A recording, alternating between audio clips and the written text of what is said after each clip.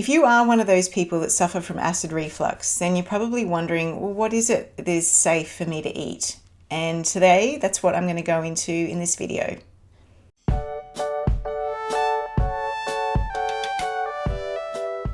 So before I get into the best foods that are usually tolerated for treating acid reflux, I just want to bring to attention that the timing of taking apple cider vinegar can be a really important missed information. I found this out in clinic recently with one of my patients. So she'd been taking apple cider vinegar, and it wasn't until the end of the consult that I found out how much she'd been taking and that she was actually taking it after the meals. One of the most important things to know from today's video is that you want to take the apple cider vinegar either just before or at the beginning of your meal, because that's when your stomach acid should be strongest. If you take it after, it could actually be making reflux worse. So that's an important little thing. And also only 1 tablespoon. It should be more than enough for most people to experiment with, because if you have too much, it's quite irritating for that inflamed intestinal lining. So just to be aware of that. The other little tips before I get into the foods are to avoid eating large meals. So when we have a huge amount of food and we eat too quickly and we're not chewing our food, this can really impact our body's ability to keep up with what is the natural process for releasing stomach acid and then digestive enzymes further down the line in the small intestine. So keep that aware of that, and also avoid lying down after you've been eating. Something that obviously maybe pregnant women could be suffering with. They might be tired, so they'll go lay down after a meal. We really don't want to be doing that, because you want to be able to have about 2 to 3 hours gap between laying down and eating your meal. Some people with really severe reflux actually have to put a pillow behind their head, and sit upright before they go to sleep. But that's not obviously treating what is the underlying cause of the reflux. Obviously, being overweight is going to make that pressure between the stomach acid and the esophagus worse. So ideally, helping to lose weight if you are carrying excess body fat can be an impact towards reflux. Something else that I see working with really active people is eating too soon, or exercising, too soon after they've eaten. So our body's not designed to go into fight and flight and stress response, which is what exercise is, straight after we've finished a meal. So please allow 30 to 60 minutes after a meal or a snack, sometimes 2 hours after a larger meal, because otherwise you're, again, fighting what should be a natural relaxation response for the body to digest. Another one that sometimes people aren't aware of is stressful triggers around us, whether it be stressful music, stressful people for us, anything that triggers our stress response. If we are trying to swallow, this is in Ayurvedic principles, it's about digesting life and being able to start that response is so just removing yourself from whatever you can that's creating that stress and allowing your digestion to actually flow downwards so it's not upward moving energy. Another one before the foods I touch on today is going to be avoid tight-fitting clothing, especially around your stomach area, because that puts pressure, and anytime you've got pressure, again, that flow and that relaxation response isn't working as well as it should be.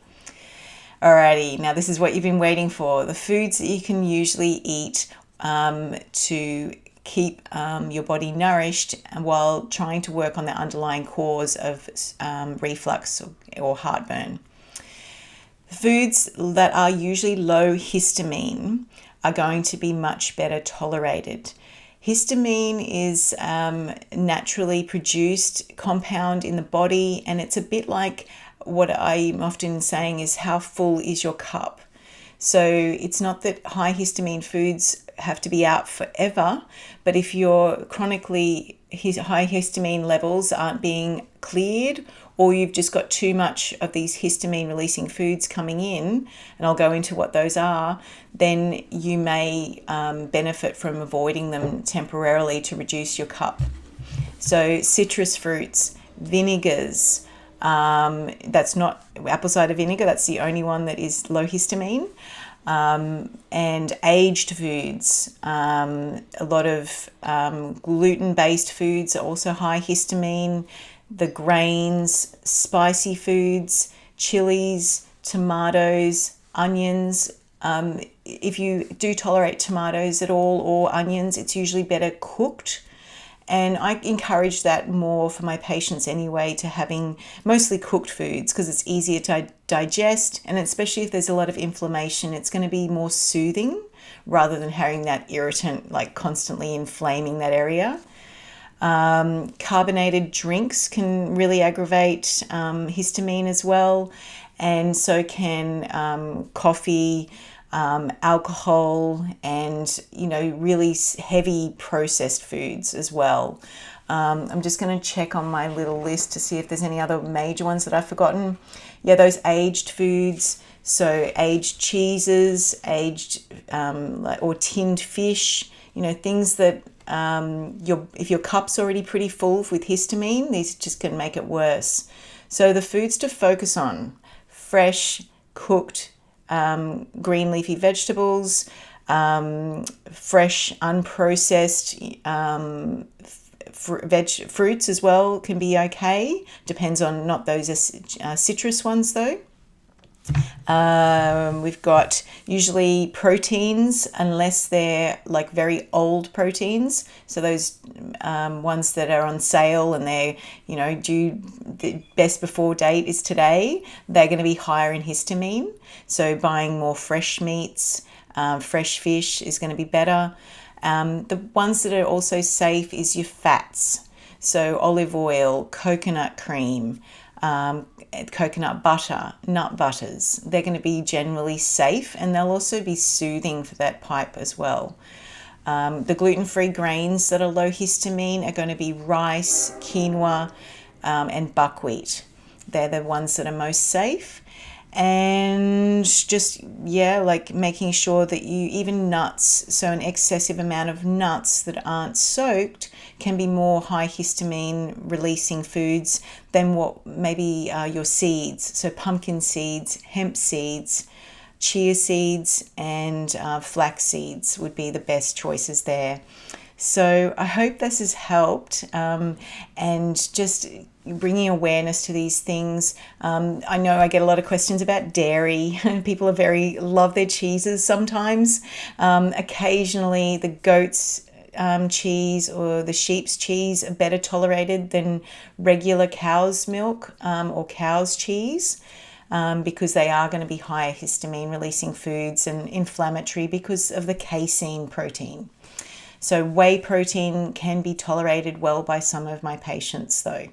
So I hope you've enjoyed these little tips, and I really hope you get better breathing and better flow in your digestion through these information. Please like and subscribe to our channel. We'll be bringing more useful tips and helping nature to heal your body. Thanks.